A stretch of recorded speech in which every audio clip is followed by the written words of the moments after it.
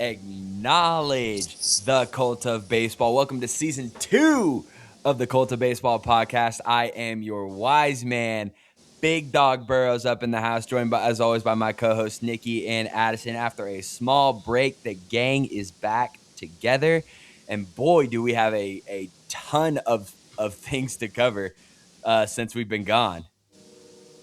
For sure. Let's go. Hey everyone, fuck! I gotta stop. We gotta stop before we go in. But let's get this baby going, Yeah, baby. no, let's start with the biggest news out of the past couple of days that Kyle Tucker's a gigantic pussy. Look,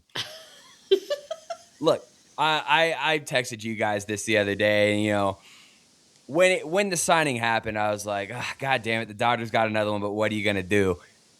And then as I let it marinate and sit. I realized I'm not mad that the Dodgers landed Kyle Tucker. I'm mad that Kyle Tucker went to the Dodgers. The Dodgers are always going to be on a guy of Kyle Tucker's caliber, right? It doesn't matter if they have a need for it. If he's the top free agent or one of the top 5 free agents, you can expect the Dodgers to at least be in the conversation. He got a 4-year deal worth $240 million at $60 million AAV with opt-outs after years 2 and 3 of the deal. There's about $30 million deferred. There was a fat signing bonus on the front. I believe the total net value for the 2026 season is going to be about $54 million that is going to be going into Kyle Tucker's pocket. So, and beyond that doesn't really matter because I mean, this is if there was a chance that there wasn't going to be a lockout, it's here now. Like we can write it in for the end of the year, but this like I said, I'm not mad that the Dodgers did this, right? Because it's the Dodgers. They always do this. It's the age-old adage is, you're not mad at the Dodgers. You're mad your owner doesn't do this. And yes, I'm of that mindset. I'm not mad that the Dodgers offered Kyle Tucker this money. I'm mad that Kyle Tucker had a 10-year offer on the table from the Toronto Blue Jays and an opportunity to be one of the guys that could potentially unseat the Los Angeles Dodgers as this juggernaut in Major League Baseball, and he took the bitch route and went to go ring chase with the Dodgers. That just doesn't sit right with me. I don't disagree with you. We had this conversation at the end of the season last year, and Addison brought up a great point. Do the Blue Jays have what it takes to make another run? And I think if Kyle Tucker had signed in Toronto, I think they would have had that potential. Some of the Blue Jays signings, the three of us were talking even when we weren't recording, that said with each signing, Bo Bichette was on his way out, and we've heard already that Bo Bichette is going to sign in Queens. So I definitely think it's a case of ring chasing. But I again, we talked about this last season, and I'm going to go back to this season. I don't hate what the Dodgers are doing. I am fully. I think I saw something today on X that the Dodgers are going to be on the hook for $165 million in luxury tax. Did you guys see that? No, I did not No, actually. I don't think I saw that one. Yeah, there was something about that they're going to be on the hook because of all the signings that they've had over the last 3 years. And like Addison and I were talking, 2.2 billion with a B signings in the last 3 years. And this is why we're going to end up having a lockout, because people are going to argue that the Dodgers are just buying championships. And I am fully invested in the fact if you have the payroll, pay those players. And I'm right on the same page with you, Dominic, that Kyle Tucker is chasing a ring rather than a sure ring, rather than working for an organization that will contend. So, like, again, I'm stuck in between a rock and a hard place because I love what the Dodgers are doing. I really do. They make a ton of money. They're investing in players. The fact that you have Teoscar Hernandez hitting in the 7th spot is legitimate. But in the next breath, too, is you're going to this kind of sets the precedent that if you're a big name with another organization, we're going to sign you. You can get a ring with us and screw everybody else, rather than signing with an organization that can contend and working with them. So that's kind of my spot on that. Respectfully to both of you, I just want to. I disagree with the comment as ring chasing. I also just want to point this out there. Look, Kyle Tucker. If someone offers you $60 million a year for 4 years, and then you have an opportunity at the age of 31, 32 years old to get another massive contract, go ahead and do it by any means necessary. He's looking out for himself. If he wants to be the fifth best player on that team, he has every right to do so. But what I am really upset about is the fact that well, I think it's a massive overpay for a guy who in my opinion hasn't shown up in the playoffs in the past 3 years. If you ask me, if you even look at the 2023 World Baseball Classic, he didn't even show up at all. If you ask me, he had like maybe one or two hits. I'm not essentially sure about that, but it was a massive missed opportunity for Tucker to really, really establish himself as one of the best players in the game. But I'm just going to call it right now. This is going to be one of those contracts that's going to blow up in the Dodgers' face, just like with Tanner Scott. There's always one contract that blows up in every team's face, and this is the one I'm calling right now. King Tut. Okay. For a lot of people defending the move, I respectfully have to disagree with that, because the second half, as we talked about before from last season, I'm going off of that. You don't deserve $60 million. And I get you have a broken hand. You just came back from that. But what did you do against the Brewers when they needed you the most? Mm-hmm. He struck out and didn't show up. How many times have we seen this from a player that, in my opinion, I think he already peaked. I think he already peaked, if you ask me. And Addison, if I'm not mistaken, when we were talking about postseason signings, you called this from the get-go. You straight up said that he is going to be overpaid, and you didn't necessarily see the correlation, and I legit respect that. I think he is overpaid, 100%. It's massively overpaid for a guy like that. I had a conversation with someone on Instagram saying, "Well, he was on pace for 8 WAR season." Well, it doesn't matter if you have eight wins above replacement if you don't show up when it matters the most. Yeah. Granted, he had injuries, but come on, if you want to fight through that, more power to you. But you shouldn't make that an excuse for why you didn't show up or whatever. Mm-hmm. But yeah, this is the guy I'm going to be calling out. As far as the contract goes, and also the player, I think he's just gonna flop in the first year. If you ask me, I think he's gonna have some struggles. He might hit maybe, I don't know, fucking 243. I think he's gonna have at least like a down year next year. If you ask me. I mean, it remains to be seen, right? I mean, he was red hot with the Cubs pretty much up until he broke his hand. We'll have to see how that plays out, obviously. I do agree, though. I think this, of any of the ones that I think could definitely blow up in the Dodgers' face, I think it could be this one. Just because the health has been an issue, and $60 million is going to be a lot of money for a guy who might have a hard time staying on the field, as we've seen over the last couple of years. Yeah. But, like, my biggest issue with all this is just, like, where's the competitive spirit, man? Like, since when does an athlete at the tippy top of their game take the easy way out, It's one thing when Ohtani went there, right? He was the biggest player in the game. Where do you go? The biggest market in the sport, the best team in the sport. I get that. That's what a guy like that does. Kyle Tucker's not even the fifth best player in baseball. Nope. Like I would argue Kyle Tucker's not a top 10 player in baseball. And for him to get this kind of money, good for him for getting his bag, but like, I don't know, man. I just feel like a guy like a Kyle Tucker who, is a very, very good baseball player can make an impact on other teams and, kind of be one of these lightning rods to help take down this juggernaut. And it just bugs me all the hell that there's just no competitive drive there, man. Like, this clearly shows me the type of person Kyle Tucker is.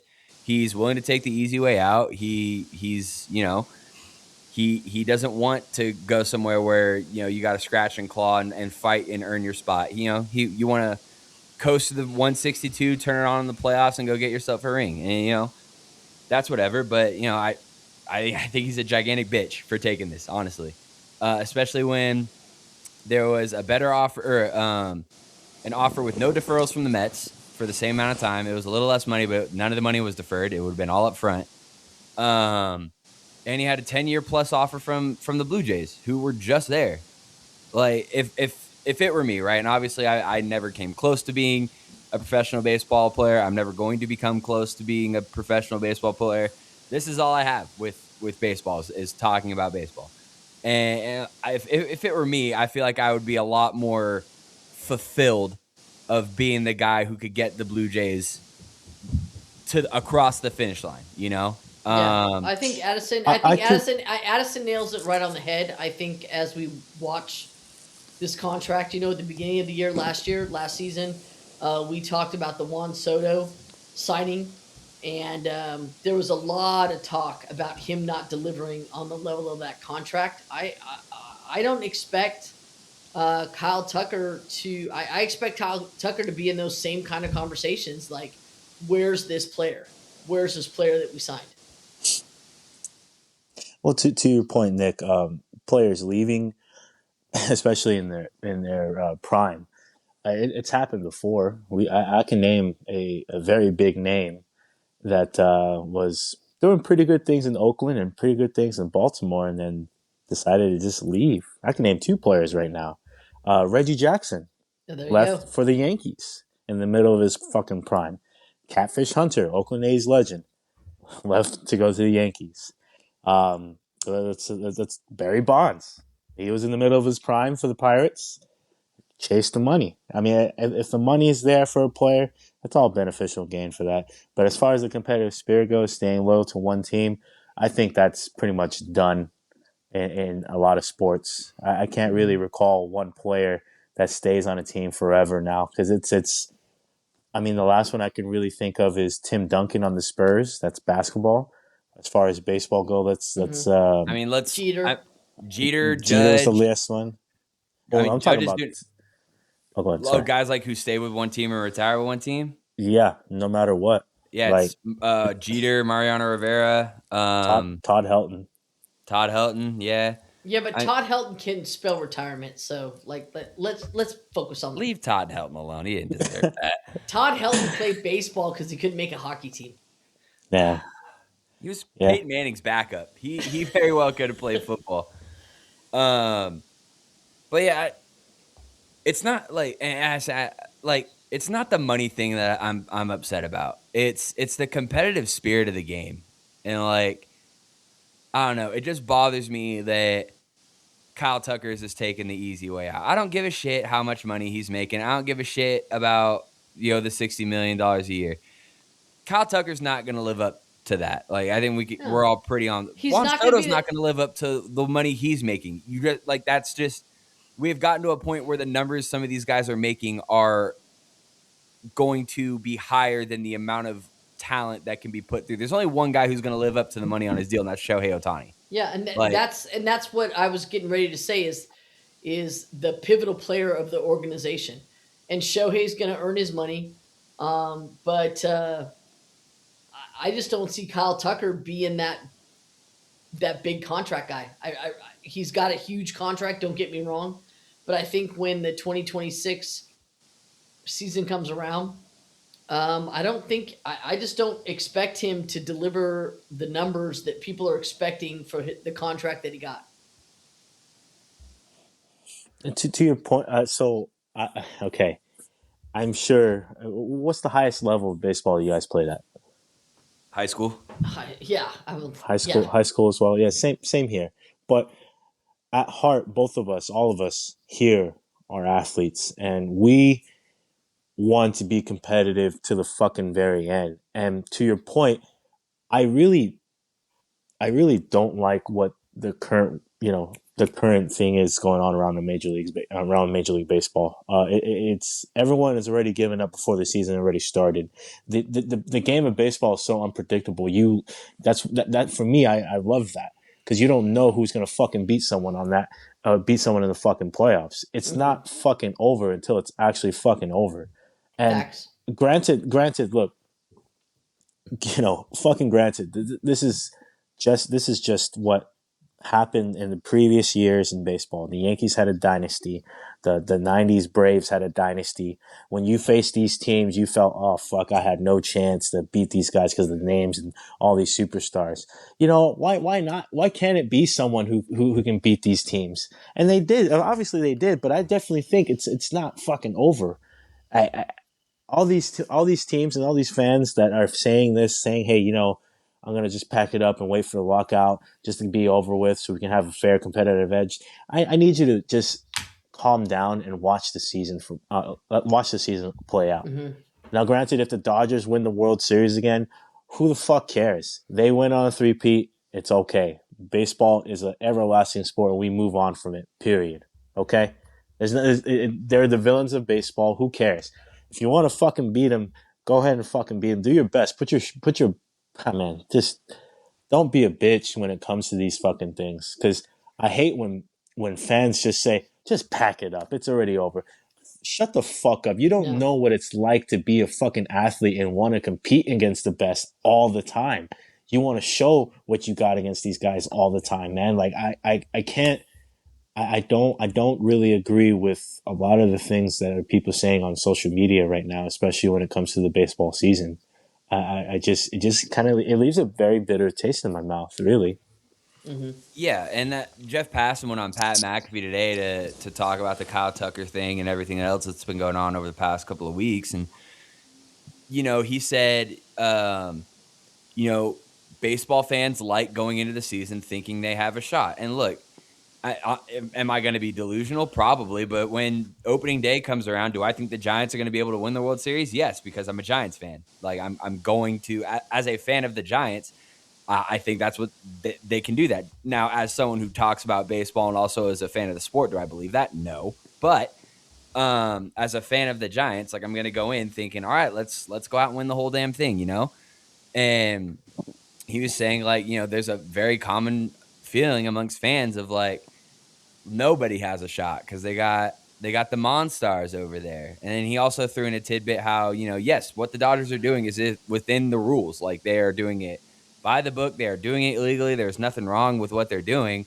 And then he added the caveat that, like, sometimes rules have to change and adapt for modern times. And he thinks with this pending CBA thing and the lockout, like, the rules are going to change big time where the Dodgers aren't going to be able to do something like this. And there's going to be I don't know how they're going to be able to find more parity, the cap, the floor, whatever. I'm not even interested in like talking about is a cap good or bad for baseball at this point. Like, at this point, let's just see how it plays out. I mean, do I think something needs to change? Yes. Do I think the Dodgers are ruining baseball? No. I just think the game is gotten to this point and it just needs to be readapted is all. Yeah, I don't disagree with anything you're saying. But the truth of the matter is when it gets to the playoffs, I mean, you can have every name in the lineup, and we've seen the powerhouses on multiple teams go cold in the playoffs. So I know everybody's saying screw it, what do we have to contend for? But I love the sport, and I think there's more people. I think the players in the sport, as they go out to contend, I don't think they go out there thinking we're going to lose. I think they're going to go out there and try to contend. And if they can beat this powerhouse of a team, then I'm all for it. But I think the lockout that's impending is gonna change what happens. And Dominic, you said it best. You don't know what the lockout's gonna do, but you know that there's either gonna be a floor or a cap, and it's gonna change what the Dodgers are doing. And I think one of the things that I look at is the Dodgers are the only team doing this. There are 31 other teams in Major League Baseball that have massive, massive, massive revenue who choose not to use it. So as we move forward, there's going to be some pressure on teams that you either have to watch how you're spending, or you're going to have to step up and spend your revenue. So we don't know what that answer is going to be until the lockout's over. But for right now, yeah, the Dodgers are a powerhouse, and what they're doing is completely legal. And regardless of who they sign and who they pick off and who they constantly add to their roster, nobody else is making those moves. The only team that I can actually celebrate that's making moves is the actual Mets. Um, I'm it, I don't know if I can sell. I'm very I'm just happy for saying, the Bo Bichette thing. I yeah, don't but know if in the I can past few, celebrate anything else they're doing. I'm not going to celebrate, but in the past few years, I'm not celebrating their signings. But what I'm saying is they're throwing money at these guys. Soto got some money. Bichette got some money. Some money's an understatement for Well, Soto. yeah, but some money compared to what the Dodgers are doing on a consistent basis. Uh, the Mets are the only other team throwing out those big contracts If over if the you past. guys if you guys don't mind, I have to say this real quick. Um, a lot of baseball guys still stuck in the 50s and 60s are still, thinking that they can just scout and draft really well. The Rays obviously do that. Can we let's go through a different team? The Mariners obviously can do that too. Currently, the Giants are still on that path, but you still want to build something from within and spend the money on certain players that you want to bring over here. And granted, if you need to overpay for an international free agent who's number one in the rankings, go ahead and do so. The Braves did that for years, and they got Ozzy Albies and Ronald Acuna. And now look at the team still can be competitive. All they need is a couple pitchers, and they're fine. Um, Hell, even the Miami Marlins for a couple of years with Christian Yelich and Marcell Ozuna and Mike Stanton on that squad with Josh Johnson. You remember those motherfuckers? Like they were Yeah, drafted really well. yeah, Um, they just, I think a lot of people need to start transitioning to investing money into certain departments and getting guys who live and breathe baseball. I mean, I'm sure they do, but they have to start thinking outside the box and start thinking, hey, if these guys are fucking doing it, we have to keep up with these guys. So let's right. fucking adapt to that. So Yeah, I mean, Valid, it's valid. very valid, and we're kind of getting to a point in baseball where if you're a prospect and you're not in a team's top five, you're probably not making your debut with the team that drafted you. It's just how it goes. Like you're yeah, gonna get maybe top five's a little strong. We'll call it top 10.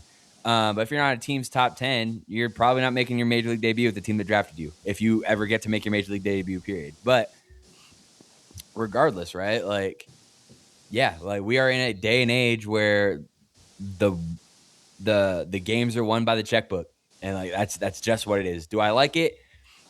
I don't know. I mean, would I like to see baseball get back to a point where you're drafting your homegrown guys and your homegrown guys are the guys that are leading the charge for your rings? Absolutely. Am I saying that because that's exactly how the Giants won 3 titles? 100%. mm-hmm. But it's baseball's gotten to a point where you got to open the checkbook, and I wish the Giants would adapt to do that. Like a part of like what gets me so frustrated about this is like, Giants or the Dodgers, Edwin Diaz, Kyle Tucker, Giants, Tyler Mahle, Adrian Hauser, and 2 relievers who aren't going to pitch till July at the earliest, right? Like, I wish the Giants operated like that. I wish the A's operated like that. Shout out to Tyler Soderstrom for getting his bag, by the way. Absolutely, hallelujah. But you know, ba- whatever the outcome of the CBA is, baseball's not going to ever go back to where it was. Oh, you're drafting the hottest fucking prospect out of Arizona State, and he's going to be the dude who pumps 30, 40 and leads you to a championship in 5 years. Like, it's just not where we are anymore. Now you're going to wait for that hottest shit prospect to pump, call it 250 home runs, 300 plus home runs over a 6-year period, hit free agency, and go to the highest bidder. Like, that's just what it is. Hmm. Um, so yeah, I mean, that's just how the game is played now. Like, whether you like it or not, it's where we're at, man. Like, there's nothing we can do about it. Um, yeah, I don't know how long this lockout come the end of the year is going to be. I still think we will play baseball in 2027. You know, I talked a lot of shit on Twitter, but in my heart of hearts, I think something will get figured out. Do I think we'll lose a few games here or there? Yeah, I would say maybe a month to a month and a half of the season. I think will get burned, but I think we will be playing, 150, 140 game season come 2027. We'll have to see. But yeah, I mean, we gave Kyle Tucker and the Dodgers a good 25 minutes. We can kind of move on. Nick, you kind of touched on it already. Well, Bo Bichette to the Addison, please. I just want to make this point one more time. Half the league from 15 and below, the bottom dwellers of the league, like the Nationals, the Padres, the Orioles, the Brewers, the fucking Rays, they're all worth $1 billion, $1 to $2 billion Did you just as an name the team that won organization. the most games in baseball last year? Bottom dweller. Mhm. Yeah, of course. They're a bottom dweller for a reason. But all those Uh, teams that I just mentioned, their estimated worth right now is $1 to $2 billion. The Chicago White Sox, as an organization, are valued at $2 billion. The That's fucking insanity. the fucking Nationals are worth $2.1 billion. The Detroit Tigers 1.5, the Reds 1.3, the Guardians, the Cleveland Indians $1.4 billion, the Rockies 1.5. It's crazy. These guys want to act like it's fucking cheap. They want to act cheap all they want, but they have the money there, and it's very frustrating to see something like this as a fan. And it's very and I feel for all these fans for that support these clubs, like the Pirates, for example. One of the best fan bases. But you ever get a chance to talk to a Pirates fan? It's all fucking misery, but they know shit. They know fucking ball. All these guys do. The Guardians or the Indians fans do too. The Tigers, all those guys, they're all passionate about it. And mind you, the Milwaukee Brewers are valued at $1.7 billion right now. So, and just putting it out there, they are bottom dwellers. oh man, yeah, but I mean, But look, we're gonna come back to this again when Tarek Skubal gets traded there to the Dodgers in July. So, Yeah, and to piggyback on that, Addison, before we go into the next segment, Dominic and I were in Colorado for a Mets game, the Rockies versus the Mets, and Dominic and I went to an amazing '80s arcade bar. We had a blast, and we spent Dominic. What did we spend? Half hour, 40 minutes interviewing Mets fans. yeah, about. And it was a time where we asked people, like, what's it like to be a Mets fan, and these fans were loyal. They didn't care what was happening in Queens. They were just like, yeah, it's a hard time or what have you. um, yeah, Now, fast forward a couple of years, I really wish Dominic and I would have interviewed Rockies fans because um, they're dealing with it now too. Like you mentioned, this is an organization worth in the billions with a B, yeah, and they don't spend money. So it's going to be frustrating, and I think the lockout's going to center a couple of things. I don't agree with it, but we'll see what happens. absolutely.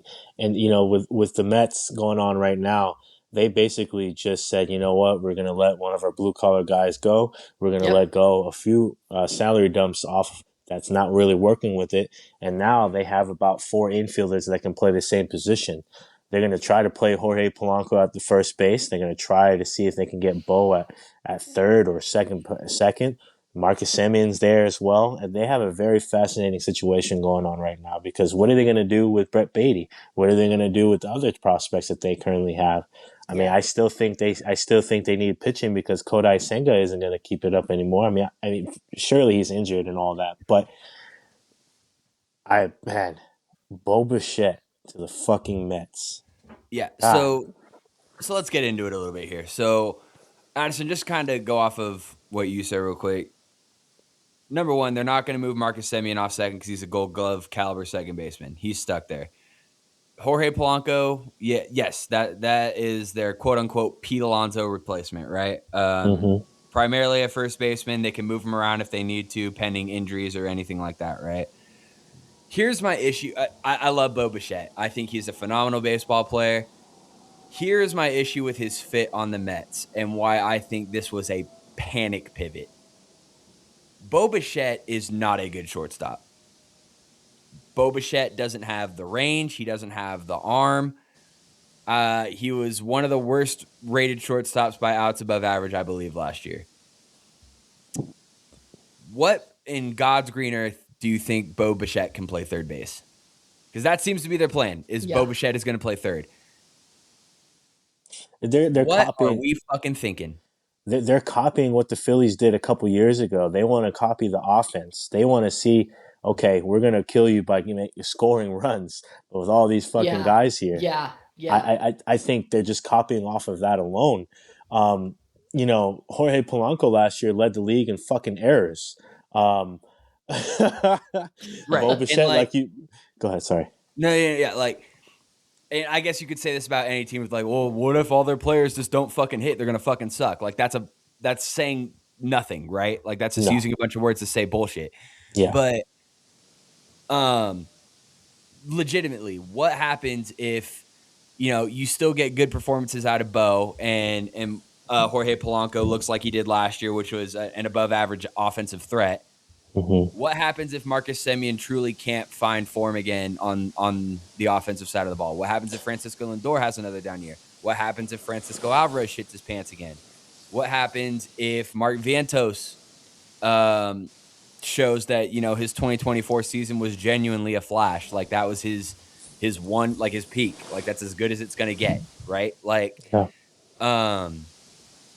And Kyle Tucker was like the perfect fit in Queens. And yeah, it sucks they missed out on him because they flipped Nimmo and they had an outfield spot and he would have been the perfect fit there. And this, that, and the other thing. I really like Bichette. I think Bichette is going to bring a lot to that offense. I do think he's going to make their offense a lot better. Obviously, a lot better from the standpoint of, well, you don't have Alonso, you don't have Nimmo anymore, right? So yeah. I'm going off that, not off of how their offense was last year. Because I mean, their offense was pretty legit last year, with Pete Alonso and all that. But my issue is Bichette is not a by nature third baseman. He wasn't even a great shortstop. So playing a much harder position, or maybe not much harder, but probably the second hardest position on the infield. The arm strength. Yeah, realistically, if you look at the top tier third baseman we have in our league, Nolan Arenado, Matt Chapman, guys like that. What's the thing that they do? They have a fuck ton of range and they have a wicked fucking arm. Mm-hmm. Bichette doesn't necessarily have all that. That's why he profiles out as a second baseman with above average power. And it genuinely feels like, because all the reports until this morning when the news broke was Bichette is going to be a Philly. It's virtually done. I still think he will. I still think he will after 1 year. He's got the opt-outs after years 1 and 2, so there's that. But it just feels like, and Steve Cohen talking shit on Twitter, let me know when you see smoke, referencing the Kyle Tucker thing. It seems like Steve Cohen thought he had that in the bag. And then, he's a Dodger. All right, who's the next best one? Bichette. All right, just throw a ton of money at him, give him opt-outs, let's just get him in. And, kudos to them for doing that. But I think when you have an infield that's 3 second basemen, 3 second basemen and a shortstop, and you have 1 second baseman playing third base. And I know Bichette is a shortstop. He's played shortstop his entire career. Like I said, to me, he profiles out more as a second baseman. But regardless, so let's call it 2 shortstops and 2 second basemen on your infield, right? One of them's playing first because he's limited defensively. The other one's playing third because you have a future Hall of Fame franchise face playing shortstop, and your second baseman is a Gold Glove caliber second baseman. Mets fans already lack patience. They were ready to kick Juan Soto out of Queens after 3 weeks. What happens when Bichette can't get the hang of third base immediately? Do I think he can at least play a competent third base at some point with some work? Yeah, absolutely. But let's be real, people. It is January 16th. We report in a month. 27 days. 27. 27 days we report. And then we have spring training, and then we have the World Baseball Classic, and then we have opening day. Look, I've played enough baseball to know, like, no matter how good you are, you can't just pick up a new position in 2 months. We talked about this with the Raffy thing, right? Yep. Like, I was just going to say that was my next springboard. Yep. Like, we talked about this with the Raffy thing when Casas got hurt. They were like, Bregman's going to play third. You are never seeing the field again. All right, cool. I'll put my glove in the trash. I'll never play again. Oh, Casas is hurt. Can you play first base? No, because it takes months to learn first base. When he got to San Francisco and they said they were going to use him as a first baseman, he didn't play first base until after the All-Star break. So that's like a month. And he wasn't even like a legit first baseman until like September. So, we're talking about 2-3 months of practice at first base. And, third base is a lot harder to learn than first base. So, there's nuances with, having guys on third base, where you're supposed to play for double play depth, your footwork, how deep you want to play for each guy, righties versus lefties, all that. So do I think Bo Bichette is going to be fine? Yes. Do I love Bo Bichette getting his bag? Absolutely. Do I think Bo Bichette is going to be a free agent after this season again? 1,000% yes. Absolutely agree. Yeah, Fuck 100%. the goddamn Mets are the goddamn Mets for a reason. They're still doing things that they should have fixed a while back, and yet here we are still talking about the same issues. The only thing that I can really say about this whole situation is Frankie Lindor has experience playing third base. Okay. That is probably the only thing that I can really go off of, because if he's gonna be okay with doing that, then I guess that's a win for everybody.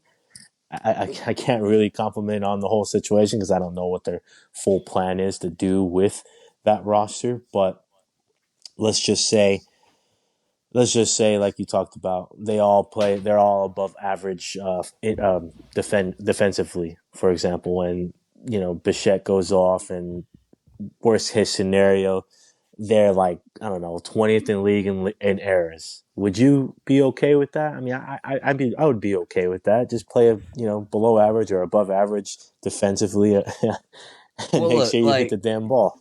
when errors is such a finicky thing anyways, because it's in the hand of a dude with a pencil Yeah. and all that. And it's a very loose interpretation. Right. But like, as far as like, let's take the errors argument, right? You got a Gold Glove second baseman. I think he'll be fine.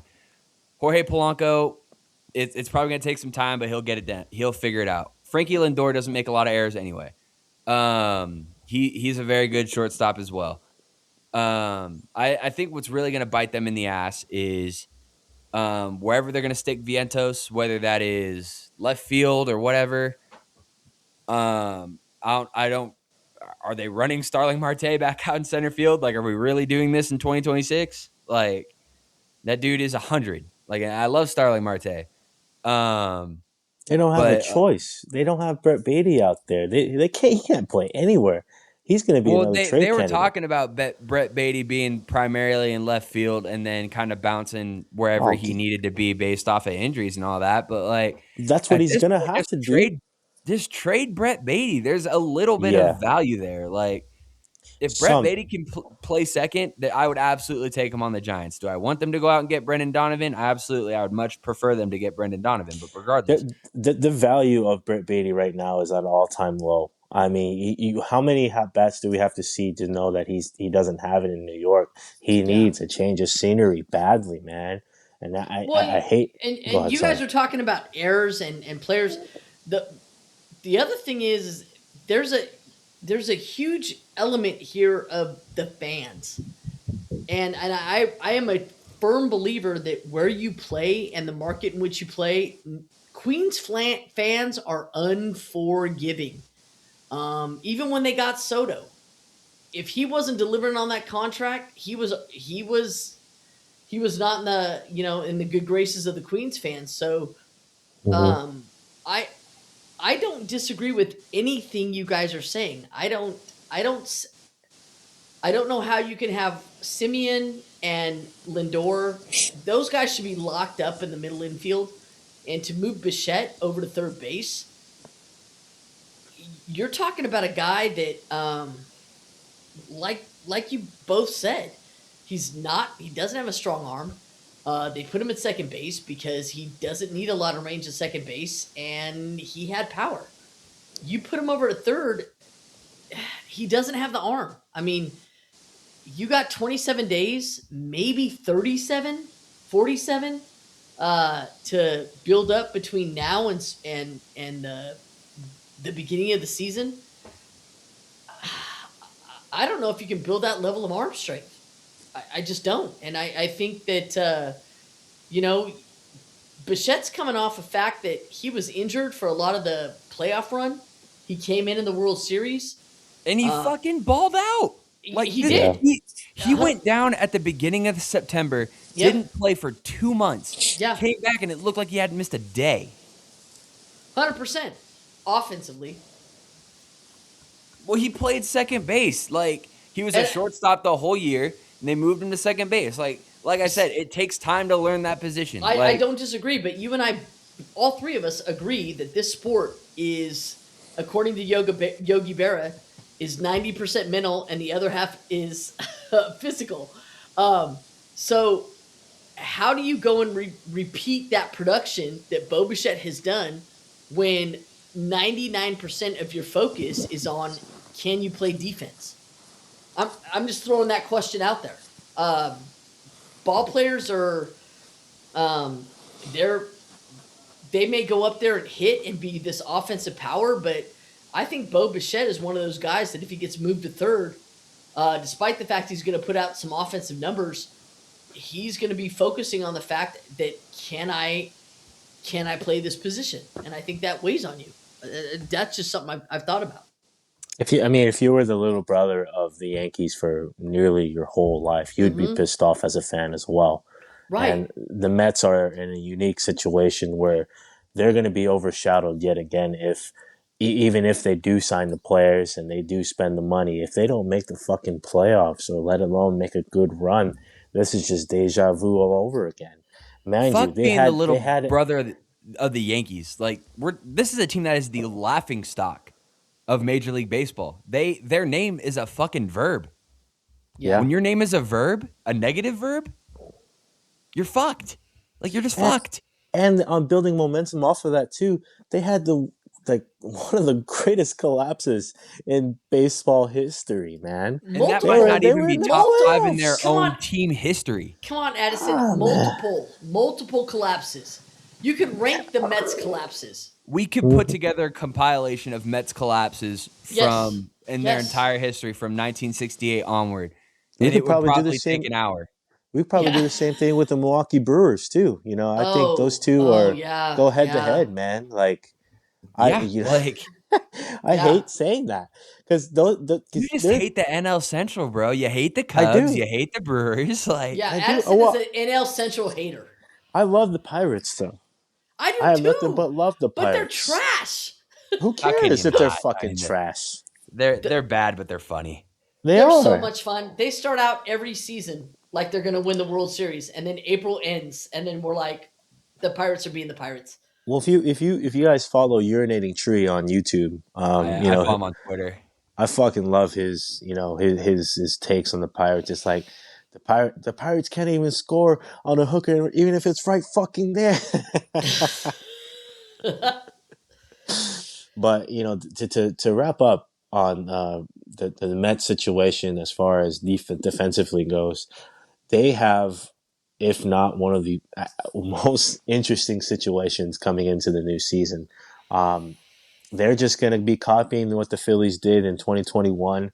All offense, all gas, no breaks. They don't give a fuck as long as you hit the ball, put it in play, hit a home run. I don't care. They just want to make sure they'll kill you before they think they have a chance coming back. So, good luck to the Mets. But we're going to see if this strategy pays off. Just like the Reds offering Elly De La Cruz a 10-year deal worth $250 million.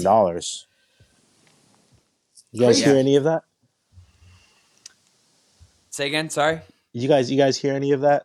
The Reds just recently, about an hour ago, offered Elly De La Oh Cruz almost the richest contract in Cincinnati Reds history, and he declined it.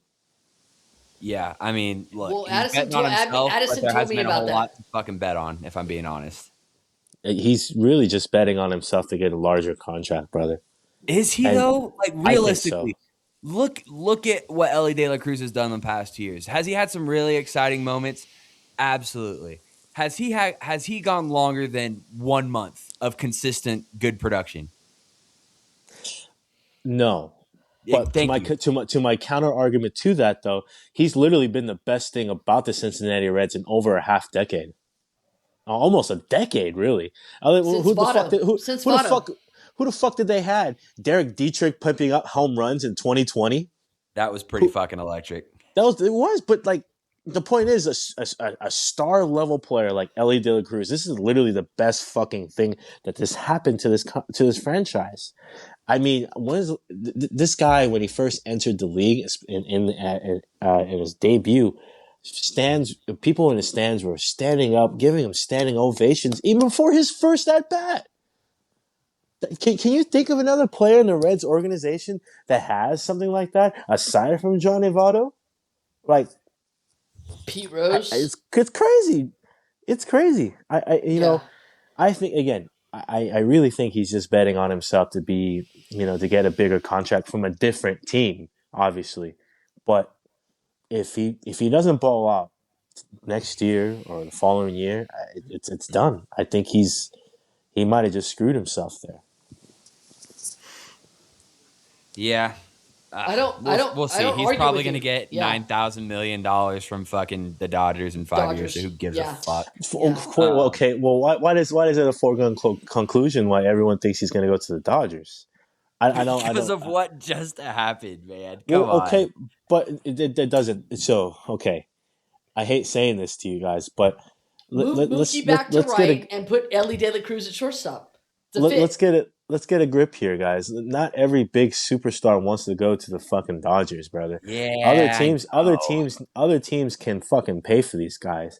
I think a crazy prediction. I would really love for Elly De La Cruz to go to the AL West, and for that one particular team that has the money to do it in a couple years, He's going Seattle to go to fucking Vegas? the Seattle fucking Mariners. Oh, the Oh, Mariners. Dominic would love that. Dominic would love that. I think I'd cry. Yeah. I Look, think I really like Ellie. I really do.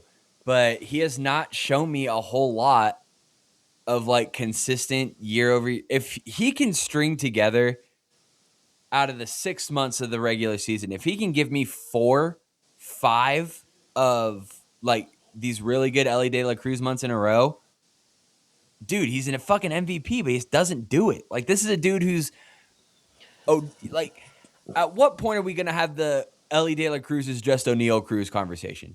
At what point do we need to have that Oh, We conversation? were whoa, not whoa, having whoa, we whoa, are not having whoa. that conversation with O'Neal Cruz and Elly De La Cruz. There's no chance in that. O'Neal, At, bro, respectfully, brother, O'Neal is like 2 steps below Elly by far. I'm sorry. There's I'm sorry. no way. Look, if Ellie De La Cruz has another year like he has his rookie year and last year, he's gonna get labeled as a StatCast merchant. That's all it's gonna be. Why do we talk about O'Neal Cruz so much? Because he hits the ball harder than anybody else. And that's really cool. That is super fucking awesome. Does he do anything else well? Not really. No, not at all. Like You know, he's big, he's strong, he's got a ton of power. You know what else he does? Strike out. What does Ellie De La Cruz do? A lot. Strike out. I don't give a shit if he's fast. I don't. Like, look, yeah. I think it's electric that he can steal. He has the potential to steal 60, 70, 80 bags in a season, right? Shit, Ricky would have had 60 by the All-Star break. But Facts. like, And he would have told you about it and spoken in the third person. Ricky would have looked you dead in the eye and said, Ricky's going to have 60 bags. The reason why I bring up Elly is he's having a very similar start to his Reds career, the same as Brandon Phillips. Okay. Oh. That is the only reason why Oh, I'm bringing this up right Stop now. pulling at my heartstrings. You stop doing that right he did now. it. I'm He went telling there. you, I'm Dominic, he telling you, went there. I'm telling you right fucking now. Very similar career trajectories on both of those players. First 2 years, mind you, in the Cincinnati Reds uniform. Electric guy. Came from Cleveland, went to Cincy, finally blossomed to the player he wanted to be. Struggled a little bit, but he got better.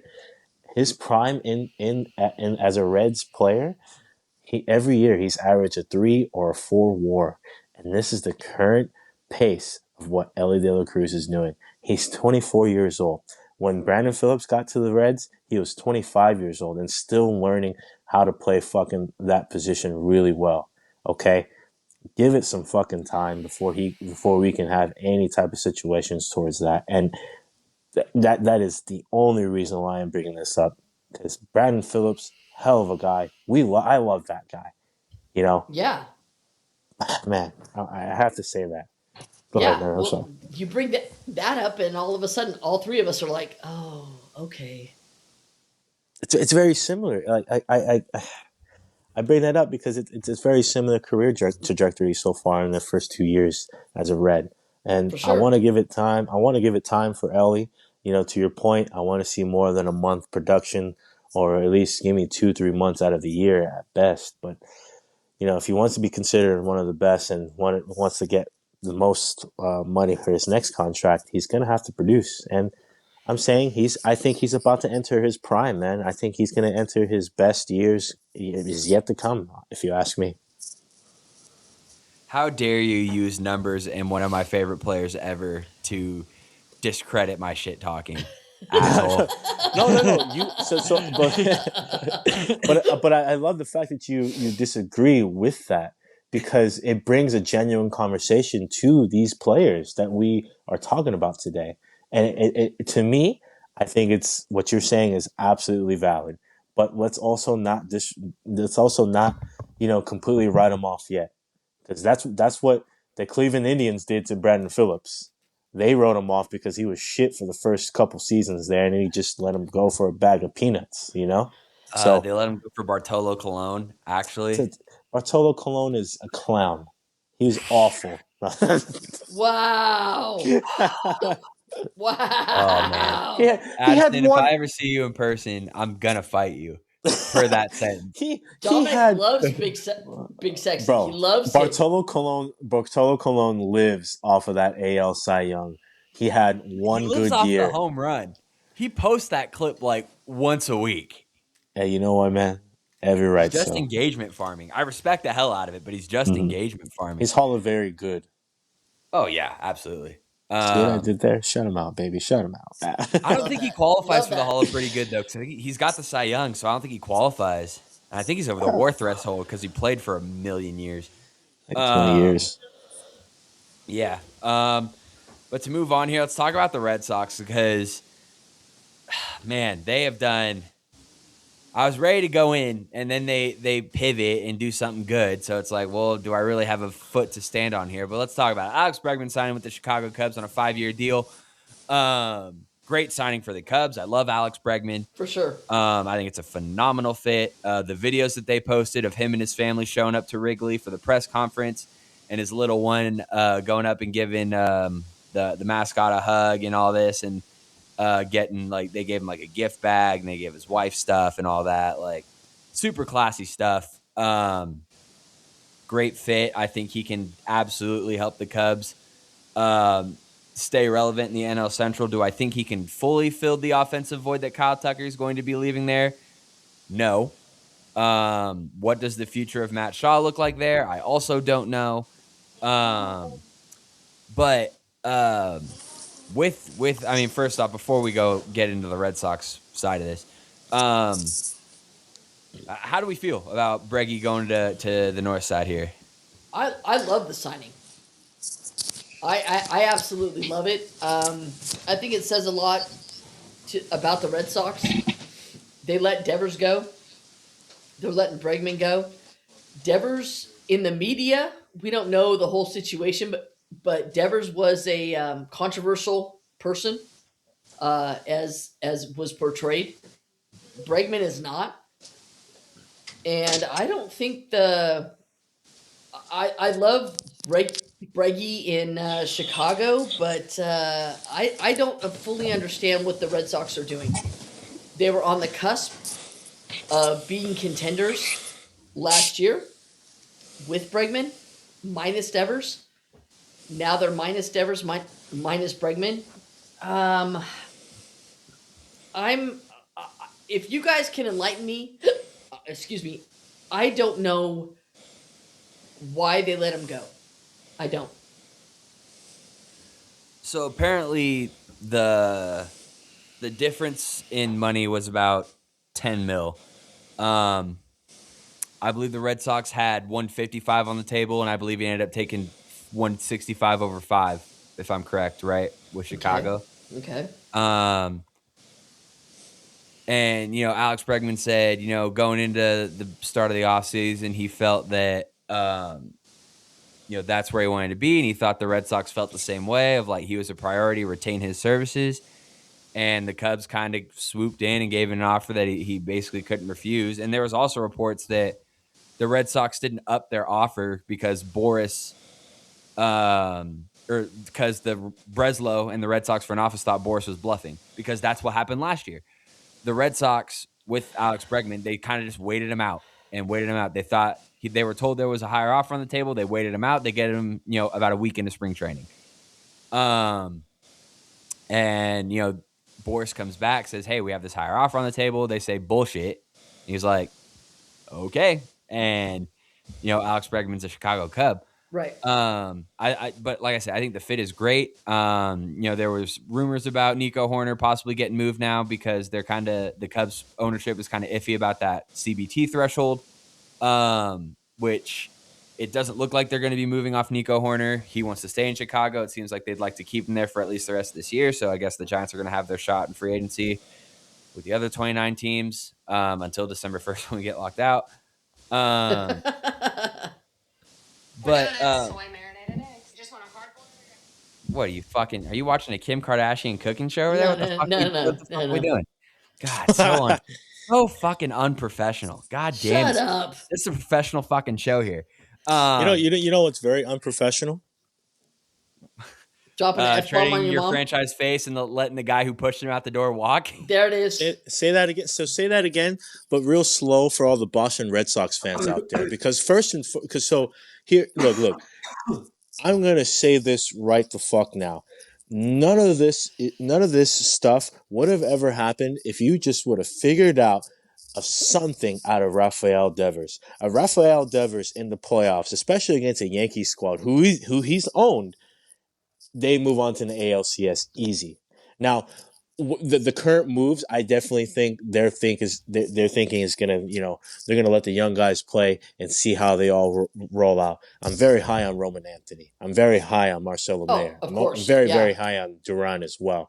But let's not forget, none of this would ever happen if you figured out something with Rafael Devers. You just like you're telling me I still believe that they could have made all these deals still, even with Rafi on the books, because everyone wants to act like they're fucking broke. Everyone wants to act like the Boston Red Sox are not valued at almost $4 billion and they can't afford these contracts. Bullshit. Fucking garbage. Now, mind you, Contreras, I don't know how old he is. I still think he's still on the wrong side of 30. He might be a good clubhouse guy, especially with Alex Cora. Both those guys must be really cool friends or whatever. Great pickup for that. Let's see who they got. They got Sonny Gray and one other pitcher, right? Who do they get? They got Suarez. They Suarez, just got Ranger Suarez, which is a hell of a pivot. Amazing pickup. 1, 2, and 3. That top 3 right there. It's Crochet, Suarez, and Sonny Gray. 4 and 5, he could be Patrick Sandoval or Cutter Crawford at 5. Very deep rotation. It'll be Bayo and Cutter Crawford, I think, is what's most likely. I think they'd probably flip Sandoval if they could. Very deep rotation, and it's very similar to what the 2018 roster minus Mookie Betts, of course, he had one of the best statistical seasons ever that year, mind you. But you look at the rotation then and compare it now, it's very, very similar. I think that they're trying to replicate that same formula. And, you know, again, none of this shit would have ever happened if they would have just figured out something with Rafael Devers. I'm just saying that right now because they've been scrambling ever since. They've been trying to figure out what the fuck to do, and it's just I gotta say it's a little desperate. It's a little desperate if you ask me. Yeah, I love the Rangers Suarez signing. I just don't understand why you dump Bregman. I didn't. I mean, I love the fact for the Giants that we acquired Devers, but the whole situation just. I don't understand it. You got rid of between Bregman and Devers, you got rid of your two best third basemen in one season, and I think the Cubs are going to benefit a lot from this signing, but I just I question everything Boston is doing. I love the Ranger Suarez signing, I really do, but So are there signings enough to be back into the playoffs? No, I don't think so. No, Are I they on the think outside looking in? So you think that let's just hypothetically speaking, we got obviously the Yankees, we got the Blue Jays. Who else takes that second and third wild card spot in the I AL? think the Maybe. Baltimore Orioles I are was going just to be going a to say lot better the this year. Orioles Than are going to be last way year. better. Yeah. I think with Okay. Pete Alonso and obviously Framber's still out there, so there's still a chance for them to get that worked out. Look, and Addison, you said this, and I think I'm one of the biggest Roman Anthony defenders on the planet. I love Yeah, the you guy. are. I think he Yeah. is going to Yeah. be a multiple-time MVP. I think this kid is going to be a face of not just the Red Sox, but the fucking league in the next 4 or 5 years. Yeah. I love Marcelo Meyer as well. I don't think, as much as I do like Jarren Duran, I don't think Jarren Duran is going to be playing baseball for the Boston Red Sox come opening day. So you have that. Obviously, I like Trevor Story. Do I think Trevor Story can be as good as he was last year? I hope so. Do I genuinely believe he can do that again? No. I think injuries are going to eventually catch up to him once again. And yes, I do like Ranger Suarez. I do like I love Garrett Crochet. I'm a huge Garrett Crochet guy. I love their pitching. The problem is what happens when they have three guys who can realistically go out there and give you 7-8 innings of one-run ball. What happens when your offense can't do dick, right? And Roman Anthony's not going to be able to do it every day. Roman Anthony's going to have days where he goes 0 for 4. Roman Anthony's going to have days where he goes 1 for 5. Roman Anthony's going to have days when he's not scoring or producing, and that's just how baseball is. It's 160 games. It's fucking hard. And it's the same with Meyer. It's the same with Trevor Story.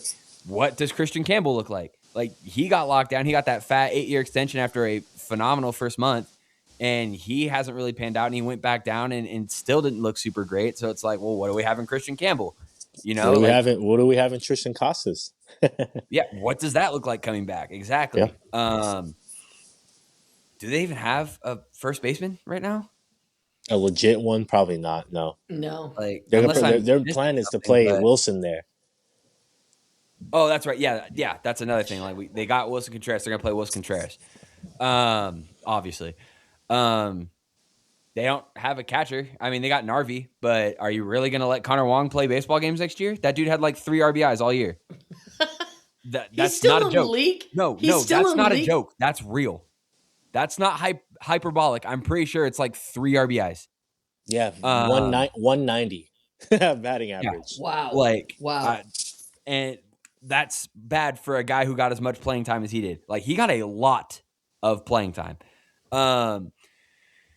So it's like, I love the pitching rotation. I think Ranger Suarez is a phenomenal get. They were telling all year how they needed a true number 1, number 2.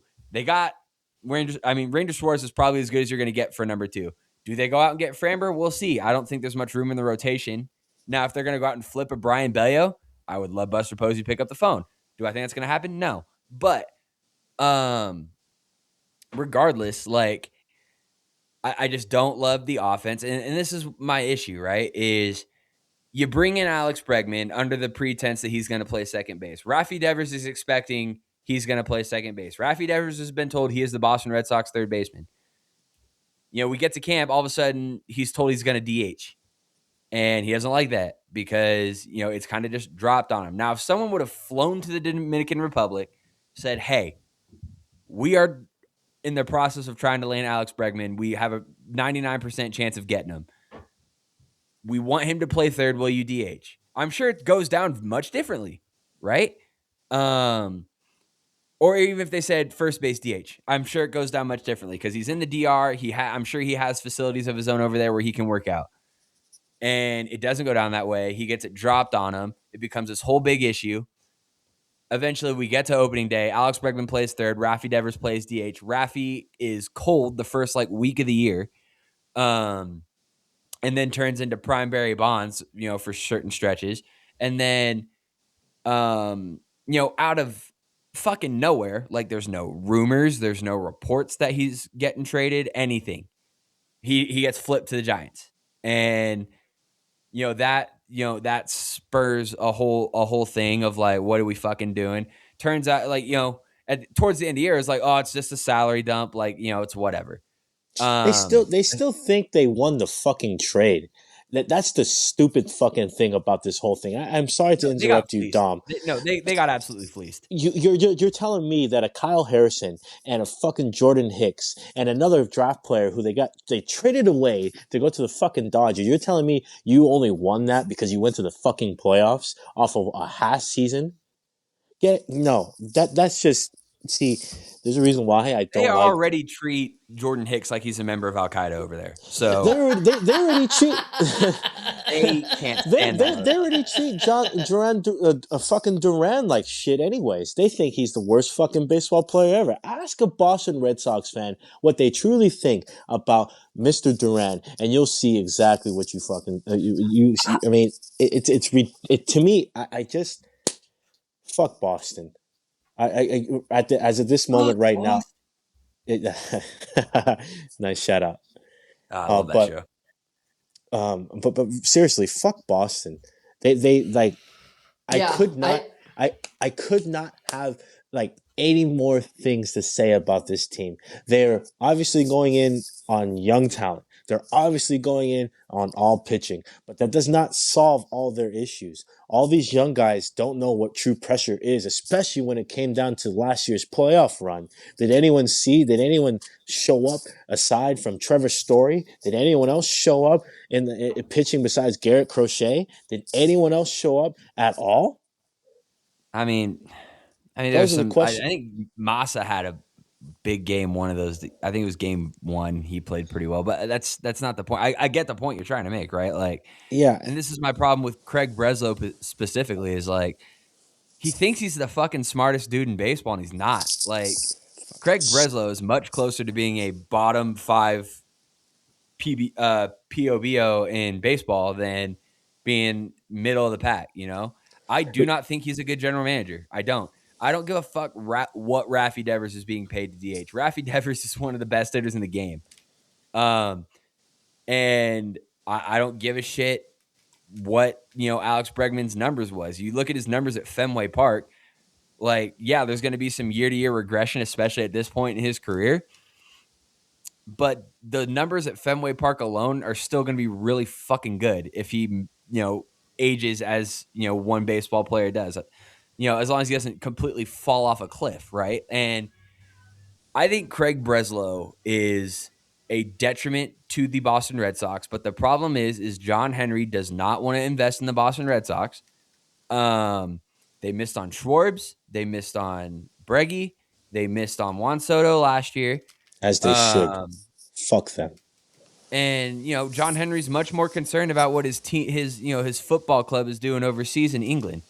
And, I get it. He has a diversified portfolio. You have to kind of keep eyes on everything that you're invested in. But, dude, you are an owner. It's not like you own the Tampa Bay Rays or the Colorado Rockies or the Texas Rangers. You own one of the most historic franchises in the sport. Not just, I wouldn't even say beyond just baseball. a cornerstone sports franchise in this country. And you're pissing it away. You have a 100-plus-year-old stadium. You have been around since, before World War I. And, you had, the names of people that have come through that organization. And you're pissing it away because you have a diversified portfolio and you would much rather see your shitty soccer club in England do well, who hasn't won dick, I think. I don't know. I don't follow Premier League soccer that well. It's super frustrating because I am a huge Boston Red Sox guy. I wouldn't say I'm a fan. I'm a Giants fan through and through. But of other teams I like to follow and check in on and I like to see them perform well. Not if they win or lose, it's going to ruin my day. But I like the Boston Red Sox, and I want to see the Boston Red Sox do well. The Boston Red Sox are aimed at a demographic like me. I'm not like a white-collar, high-class Yankee guy, even though most Yankee fans are fucking dirtbags. I like the gritty, blue-collar feel of the Boston Red Sox. I always have. I've always been a Red Sox guy. And they were lovable. They are. They're lovable. They are lovable. They get it done with, and yes, they had when they won the World Series and broke the curse, there was still Poppy and Pedro, but one of the key pieces of that team was Kevin fucking Millar. I love that guy. When you're looking at the Yankees ones, it's the guys you expect: Mariano Rivera, Derek Jeter, Bernie Williams, Jorge Posada, David Cohn pitching out of his fucking nuts. We've seen this song and dance, right? It's the Mike Lowells and the Kevin Millars of the world who make the Red Sox cool. And it's the Masataka Yoshidas and Jarren Durants who make the Red Sox cool now. Obviously Roman Anthony and Marcelo Meyer being at the forefront, but you get the point I'm trying to, there's a very specific demographic of player that kind of runs through the Red Sox history that I appreciate. Oh, for sure. Yeah, I think when we look at Addison, we look at you, we look at other people that love baseball. It's a storied franchise, and I think everybody has a little bit of Red Sox love in them, and it's a shame that the owner doesn't have the same love. Yeah, it sucks. And John Henry, he owned the Marlins for a little bit, and I'm pretty sure he was in charge when they won their first World Series. And what did he do? Tore it fucking down. Yeah. So it's frustrating, man. It really is. As someone who genuinely appreciates what the Boston Red Sox have done for the history of baseball, and having Teddy Ball from Babe Ruth for as little as that means, to Teddy Ball Game, to fucking Carlton Fisk, Carl Yastrzemski, fucking all the way up to fucking Pedro and Poppy, and then Petey, and then Ellsbury, and then getting into Mookie Betts, Xander Bogaerts, JBJ, Andrew Benintendi, Brock Holt. The list goes on. Brock Holt was one of the franchise cornerstones there for a long time. Mitchie Two Bags, Mitch Moreland, shout him out. To now with Roman Anthony and Marcelo Meyer and all that, it just sucks, man. And shout out to the Red Sox for being the reason the Dodgers do all this shit, because they are the fucking patient zero for all this fucking bullshit right here that's happening today. Is because Chaim Bloom traded Mookie Betts. Fuck you. Some other stuff. I know this is kind of running long, but there's a lot of stuff we got to catch up on. Munetaka Murakami to the White Sox. Did that do anything for you guys? Good signing Not for really. the White Sox fans. Yeah. Good signing for them, but that's it. Nothing to really go crazy about. I'm not really sold on him, so let's hope he can hit the fastball. Yeah. I mean, I think it's a good spot. I think it's a good spot to kind of hide and struggle. Because if I think he's gonna have a lot of eyes on him for the first month, and then if he struggles, people are gonna turn away, and he can heat up with the White Sox. I think he got a 3-year deal, but yeah, I mean, once all the stuff came out about he can't hit a fastball, I knew his market was gonna be pretty shit. Yeah. like I said, I think the White Sox have a lot of things that you can be excited about. I like Colson Montgomery. I like Kyle Teal. The I Pope. like, The I like Pope. the Pope. They got the Pope. They got the Pope. God, we fucking talk about the Pope way too much for a podcast that has the There's word Pope in nothing it. wrong with that. The Chicago White Sox need divine intervention. Let's be honest. Yeah, I mean, you're not wrong there. They do. They're making the right. The point is of this signing. I think they're making all the right choices into providing a brighter future for Chicago White Sox fans. Mind you, their farm system is looking a whole lot better as well. That's something that White Sox fans should look forward to. It's another step in the right direction, especially with this signing. Yeah, 100%. It's one of those things like, well, if he's good, then, we can kind of kickstart something and, maybe be competitive. And if he's bad, oh, well, he sucks. And then we'll figure, At least we either go spent back to money. Japan or he'll either go back to Japan or he'll go somewhere else. But, and then Tatsuya Mai to the Astros. That one came kind of out of left field. I figured the Giants weren't going to get him, but, Astros kind of struck me as a surprise. I figured that was definitely going to be like a Yankees, Mets, Red Sox type situation for him. But great arm, great get for them. Obviously, I don't know if they're going to bring Framber back. I don't know if they want Framber back. Is there any that's going to be a frontline arm for them. Is there any chance that we can get an update on the scores for free agency? I don't have my notebook with me, but I would be more than happy to provide that next week. I'll jot down all the numbers because we're getting towards the end here. Because I know Nikki's winning right now. She has like at least 8 points, and I know you have about 5. I think you have 10 though, Addison. Yeah, you nailed the Tucker one, man. Yeah. So that's going to be a 10-piece for you. 10-piece. Yeah. For now. There's still a few. I'll have to look and tally all the scores because we're getting close to the end here, and we're gonna wrap it. We're gonna call it after. I guess we'll call it on opening day. Because I still have Framber not being unsigned all the way up to opening day. So I definitely think that's going to happen. We'll have to see, man. I mean, if that one incident legitimately keeps him out till opening day, I'm wondering if front offices are calling around to guys who have played with him and trying to get like the down low. Because obviously his agent's not going to go in and be like, oh, yeah, no, this guy fucking sucks. Like, he's a bad person. But if they're calling around to like other managers and other front office or the Astros front office and being like, how was this guy for real? And if this guy's like dirt bag, like stay away, then that could be the case. But Tatsuya Mai, clear number 1 in that rotation right now. I don't know what the deal with Christian Javier is, if what his health is like, or Luis Garcia. And Lance McCullers Jr. was kind of hit or miss last year, so. But you also want to talk about you also want to talk about how far the Houston Astros has fallen off. You have to talk about that as a whole organization. Free agent deals, just re-signing, just getting Correa.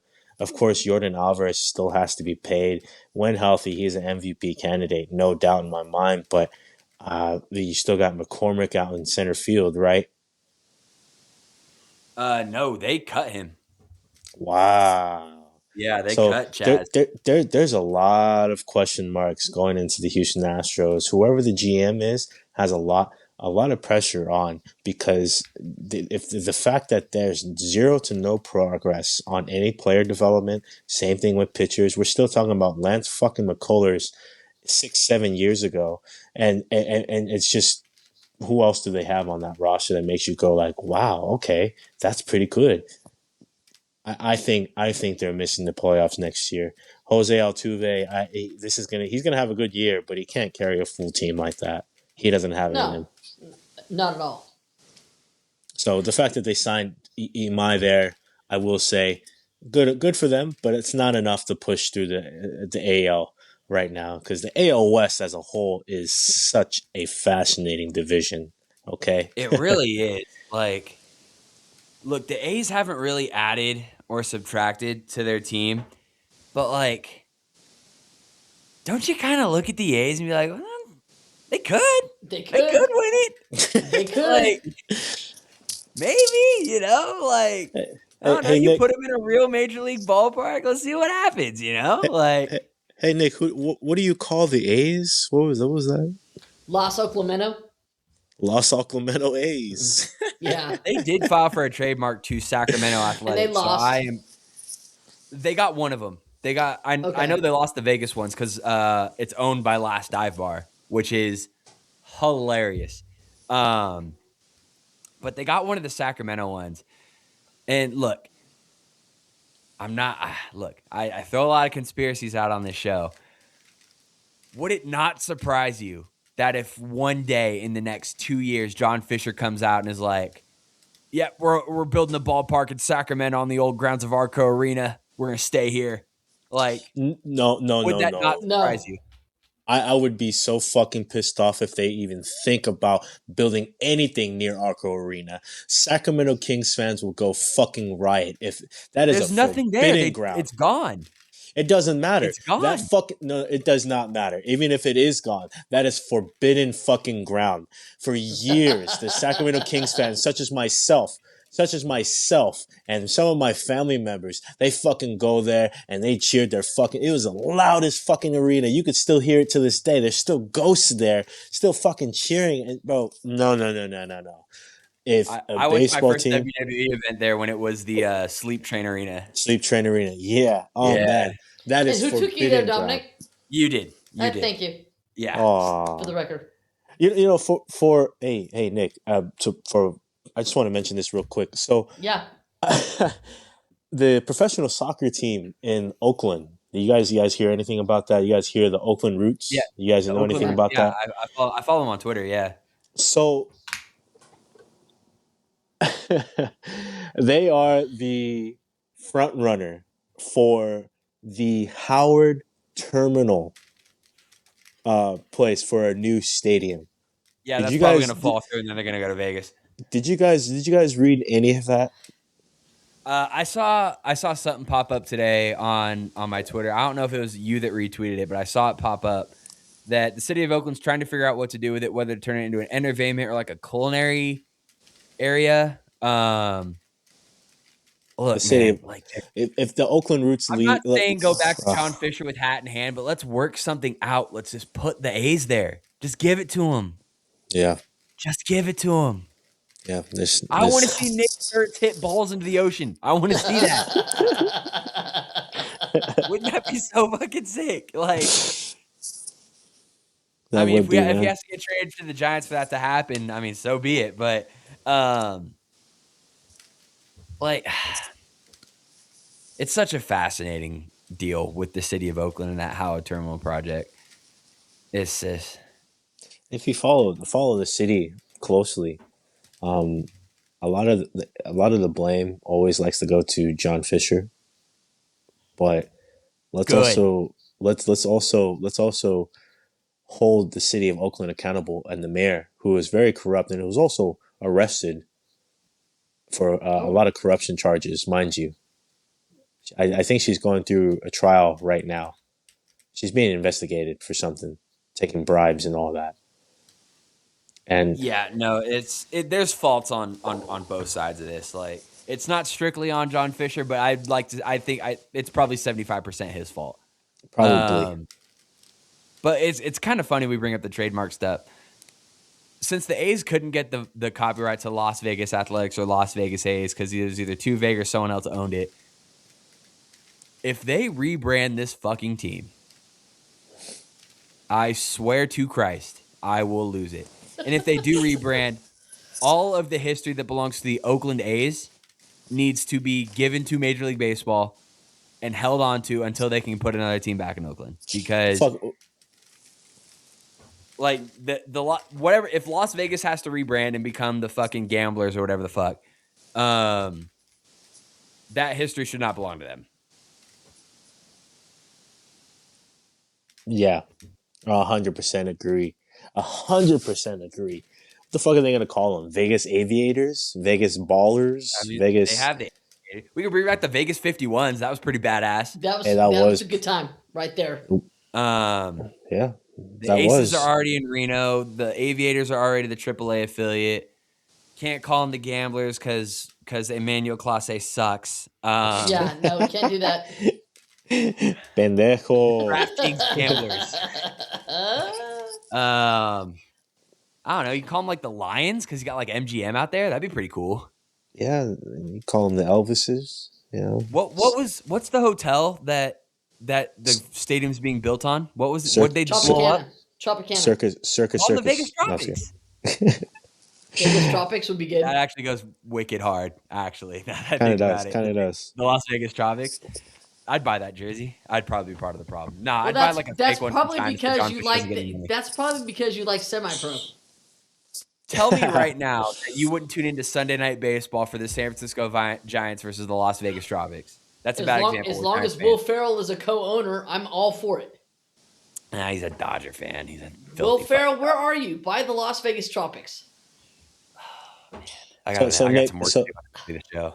So Nick, I need your take on this, man. Like I need your 100% full on take on this. So with all the current events happening in baseball right now, what would you rank this offseason so far? As far as give me a number. Like so from 1 to 10, what would you rank this offseason so far? Do you consider last season's offseason way better or this season's offseason way better? Definitely. By far. I think a lot of it has to do with you and Dominic. Is with each season that I investigate more into baseball because of this podcast. Whether it was before when Dominic and I were doing it just ourselves or when we brought you guys in. I love this offseason. I love the fact that it 1 o'clock in the afternoon, I get a random message that says Bregman to the Cubs. I love the offseason right now. Well, it wasn't 1 p.m. in the afternoon. It was actually halftime of the Bears-Packers game, and I'm pretty sure it saved the Bears season.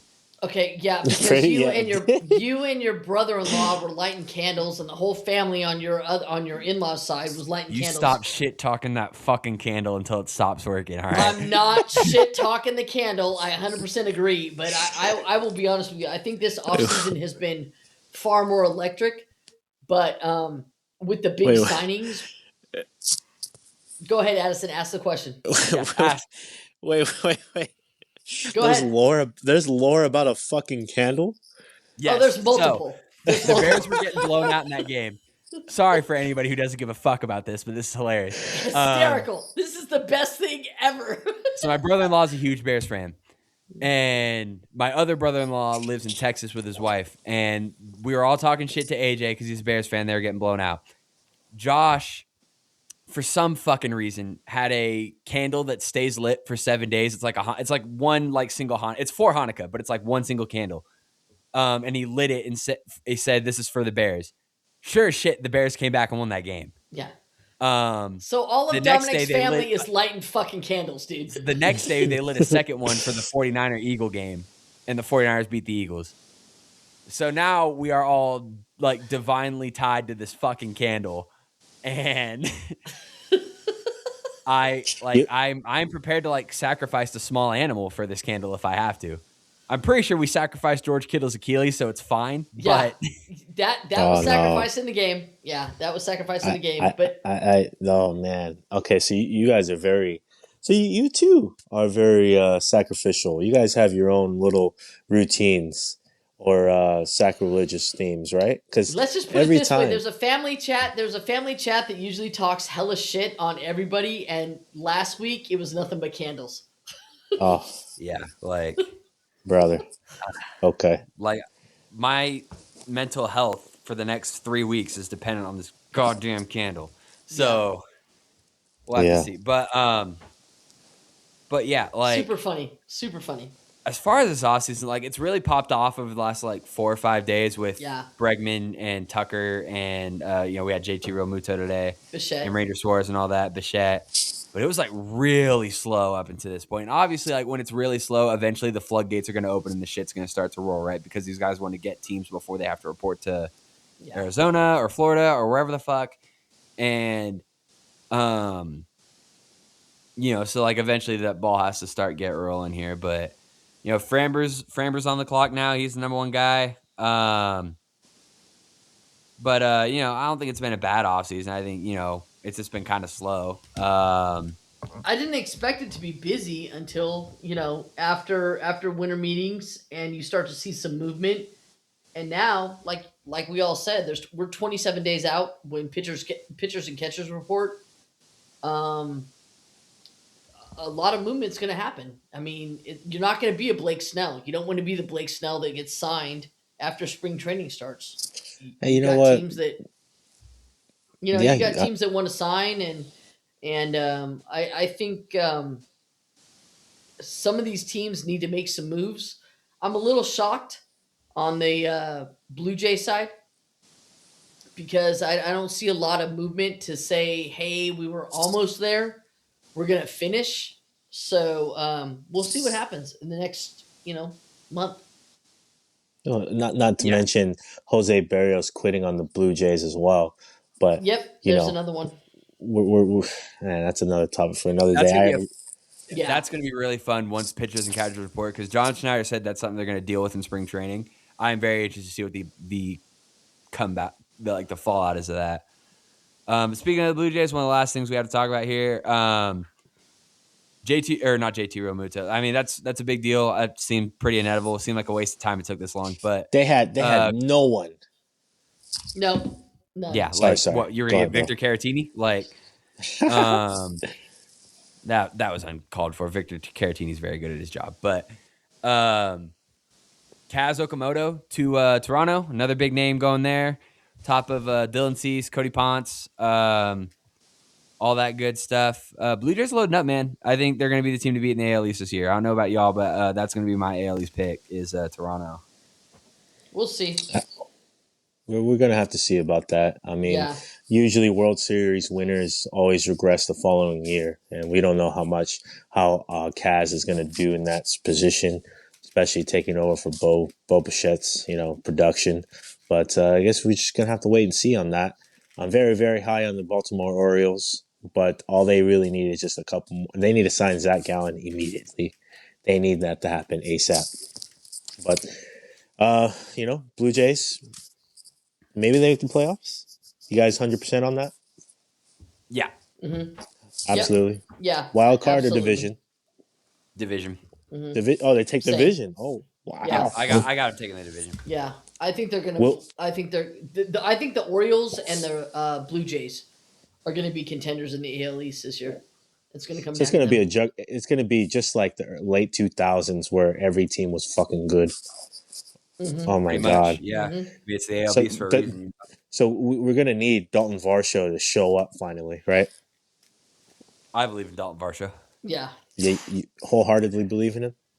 I wouldn't go say wholeheartedly, but I believe enough. Does that But- help? Oh. Yeah. It does. Is he not? He's not Anthony Volpe. I'm just gonna say that right now. Jesus fucking Christ! I trust my fucking 2-year-old more than I trust Anthony Volpe. Wait, who was that? Who was that obscure fucking player from the Mariners that was really good? That was traded to the Braves. He was an outfielder. Kelnick? Yeah, Gerald Kelnick. Where the fuck Are is you he? calling a former top 5 prospect in MLB an obscure player, my man? Yeah, he's definitely an obscure player, bro. He was a top 5 prospect like 7 years ago. Like 7 years ago, and I There still we go. haven't heard anything, bro. I want to say he got picked up by the White Sox. Let me verify that. But Oh, he's on the White Sox? Hey, man, I Godspeed believe you, he man. signed a minor league deal with them, which is that tells you enough, Kelnick. You want to man, I remember when he was he was an A potential player on fucking MLB The Show, bro. Yeah, God, signed that's a how. minor league deal as a non-roster invitee to spring training for the 2026 season. Oh my god, that guy. Nothing screams I'm on my last legs like minor league deal, non-roster invitee, White Sox. Well, I mean, I'm he's sorry, Jared Kelnick. That was me. I love you. he's extending his career, and I'm really really happy for the guy. No, I'm serious. Any player that can extend his career by even competing on a roster, it's a good plus for them because it's something that it's like in Moneyball, like that fucking old scout said. We're all told, about the Yeah, game or all whatever. It's Yeah, some of us are told at 18, and some of us are told at 40, but we're all told. Someone, Um, god damn, someone on Instagram made a post saying like, "You're telling me that Jared Kilnick wasn't a megastar? You're telling me that Franklin Barreto wasn't a superstar? You're telling me like fucking like top 5 prospects or top 10 prospects in their farm system weren't superstars?" And I went through the list, and it was just fuck. You're telling me Kevin Biggio wasn't a superstar? yeah, Like god damn. God fucking damn it, Kevin Biggio should have been one. God damn it. Yeah, I fuck, just got man. sad. Fuck. We're getting off topic. I'm so sorry, guys. No, you're good. But I think the last thing I wanted to cover before we wrap this up here is these colors don't fucking run, because the red, white, and blue is not losing a goddamn game in this World No, Baseball not at Classic. all. We had Not it at all. since you've been gone. We've added I'm gonna Tark need a clip Skubal. of that. Yeah, can We've we? added Tark Skubal, Logan Webb, Alex Bregman was announced a few days ago. Clayton Kershaw coming out of retirement to throw on the red, white, and Fuck blue one off. last time. Fuck off. Gabe Spire. This team isn't going to lose. I think Joe Ryan's also playing. I think we might have talked about that, though. Joe Ryan is playing, and he's taking over Clayton Kershaw's spot. You can stay on the bench. Well, I mean, Clayton Kershaw already said, they asked him, they're like, "Do you? What's it going to be like if you get a chance to face Ohtani?" He was like, "If I have to pitch against Ohtani, something's gone horribly wrong." Yeah. He was Thank like, God "I'm he just here as an acknowledges that. insurance policy, eat some innings for some guys here and there if I have to. So be prepared for Clayton Kershaw to start Game 3 of the round robin portion against Great Britain." With the ugliest uniforms in the WBC. They got. There's no way they run those back out there this year, right? I hope not. There's no way. Those fucking this is gonna be mean. Shout out East Bay, but them shits came from East Bay, dog. Like, wow. Never forget. I read the magazine every month when it came in my mailbox. Shout out East Bay. But let's be real. So they went out of business for a reason. So not only you're being completely racist. No, I'm just kidding. I'm kidding. Hey, look, Great Britain's they got Jazz Chisholm. They have already doubled their talent from the last time they've Wait. Stop. Jazz Chisholm is not Jazz Chisholm. You're gonna get Addison on a run right now. Jazz Chisholm. You know what, Nick? Hey, you know what? I'll be respectful. Jazz Chisholm is a good baseball player. I think he's a phenomenal role model for the New York Yankees. But he's acting like a little bitch this offseason. He is.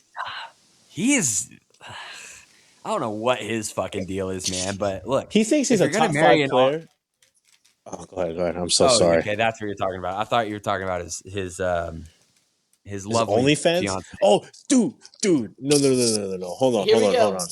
His whole career is finished. He is addicted to porn. He is addicted to finding that woman that does anything he wants.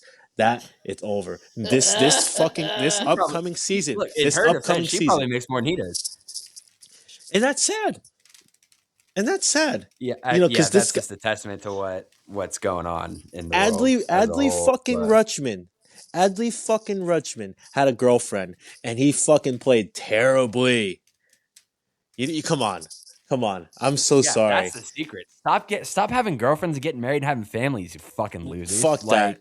Be a Chad. Fucking eat, sleep, baseball, baby. That's it, motherfucker. Who gives a shit? Only fans only. Fuck it. I don't give a fuck. Just hit the goddamn ball and shut your goddamn mouth. Jazz Chisholm thinks he's a top 5 player. He is not a top 5 player in any universe. Why Lenny Dykstra was a top 5 player in the 80s? I'll give you 2 reasons. Cocaine and no family. That's right. Hell yeah, Lenny Dykstra. That's a good shout out right there. That motherfucker had 3 pounds of chew in his fucking mouth, and he hit the ball 480 feet. Jesus Christ. 4 bumps of cocaine before the first inning. Look, this is going to sound really shitty. Right? But I'm going to stand by it. It is quite a shame that Tony Gwynn and Lenny Dykstra did the same amount of chew, and God took Tony Gwynn first. I'm just going to throw that out there. Yeah, no, that's facts. Hey, you know what, man? You're gonna put that out there. Well, I'm gonna put this out there right now. Fuck the Boston Red Sox. Fuck the AL Central. Oh, actually, NL Central, excluding the Pirates, and also fuck the Yankees. These Yankee crybabies on Instagram and fucking social media talking about, oh man, we should have signed everybody. I wish we were signing every. You know what? You get what you fucking deserve. You guys sold your soul for almost 50 years, getting all those motherfuckers from different teams and winning all those titles, and now you want to start fucking crying about, oh man, we're not signing anybody. You know what? Shut the fuck up. Just shut up. Nobody wants to hear you anymore, any more than we have to. It's bad enough as it is. Every day we have to live the fact that you have 27 World Series rings, okay? It's bad enough as it is that you wasted, oh, God damn, you're wasting Aaron Judge. Jesus Christ. But Yep. that And on that note, I think we're gonna wrap this episode up. All right. The only way we should with a classic Addison rant. I wouldn't have it any other way if I'm being quite honest. well, you were talking about the fucking Al Qaeda. No, I'm just kidding. Yeah, no, look, I stand I by. was- Osama bin Breslow is the enemy of the Boston Red Sox. I was just trying to match your energy, brother, because I was really looking forward for you going all out on that fucking thing, and what Well, you did, you brought out. I tried, but it's like, how hard can I go? And it's like, oh, you did this, and then oh fuck, well, you got Ranger Suarez, so I guess you did something right. Like, It. like It's very interesting. You bring it's it's so. We're gonna end this on a good note. I'm gonna mention this for everyone who follows us on here. But if you have an opinion, stand on it. If you're wrong, you're wrong. If you're right, you're right. Too many people out there in all aspects of every single job out there want to be right about everything, and when they're wrong about one thing, they just want everyone to forget about it. If you have an opinion, even if it's your opinion or a bad opinion or a good opinion, stand on it. Don't be afraid to put that shit out there because you never know who's going to be listening and you never know who's going to shout you out. yeah. Look, I mean, I was dumbass wrong about fucking deferrals and shit, and that's my most engaged tweet on Twitter by a fucking mile. So And sometimes it pays to be wrong, kids. and I was wrong about one of the best first basemen and Josh Naylor going to the Nationals. You know, just fucking. I still don't understand that one, Addison. I'm Look. just gonna. I still don't understand that one. Look, man. Look. That clip would have done so many numbers if he would have gone to the Nationals, though. Could you imagine? Could you imagine where this podcast would be right now if that would have happened? Yeah. That's hysterical. Sick ass numbers. But yeah, that's going to be it for episode 1 of season 2 of Cult of Baseball. Just a small little editor's note here. This season, we will be also posting these to YouTube, which will be a fun way to get this out to a broader audiences as well. So the plan is, obviously right now this is a Saturday or a Friday night we're recording this. The schedule going forward will be Wednesday nights for Thursday. Wednesday nights we'll record. Thursday mornings you'll get your audio podcast. I guess they'll both be audio podcasts, and then Saturdays like a video version with clips and stuff like that with pictures to go along with what we're talking about and like video clips and all that. We'll go out on Saturdays, so it gives me a couple days to edit and put that together as well. So it's a new era for a Cult of Baseball. We're getting our name out there. But thank you guys for listening. I hope you guys are ready for the 2026 season. We are almost to spring training. 27 days, 27 short, beautiful, glorious days. So follow us on Instagram. Go Hoosiers, Yeah. go Bills. Go Hoosiers, go Hoosiers, go Broncos, go Niners. What? Fuck Go the Broncos, Seahawks. shut the fuck up. Go Bills. Fuck that. I don't want. Fuck that. You guys are assholes. I do like Josh Allen, but Go Texans. where? Oh no, they did win. That's right. I was gonna say they got fucking bounced, but it was the other way around. Go Texans. Go Texans. Go Bills. Go Rams. Nope. And Nope. I'm not gonna. False. I'm not gonna tell you the other one. Any last message for the season? No. I'm gonna have to root for the Niners because I cannot, in my whole heart, root for Sam Darnold. So go Niners. Yeah, that's what I thought. Yeah. Yeah. No, I mean, fuck Seattle. Fuck Sam Darnold. Fuck everybody on Seattle's defense. Fuck JSN. Diamond owns you little bitch ass. And on that note, the Instagram, Twitter, Threads, Reel, all that at Cult of Baseball Pod on all 4 of those. We are on Spotify. The YouTube channel is Cult of Baseball. as well. So if you want to go out, get early on that, subscribe. The channel's already up. There's no content on there yet, but it'll be coming very soon. And until next time, we will see you guys next week. I know we kind of pushed it off. We should probably do the not probably should. Let's do the 99 recap next week because we kind of pushed that off a little bit. And then I know I promised you guys a Hall of Fame episode over the break. I went back and tried to edit it. That audio was not usable. So we will re-record that. Maybe over time our opinions have changed, but we will re-record that. Maybe we'll give you some of that next week as well. So until next time, take care. We'll see you next week.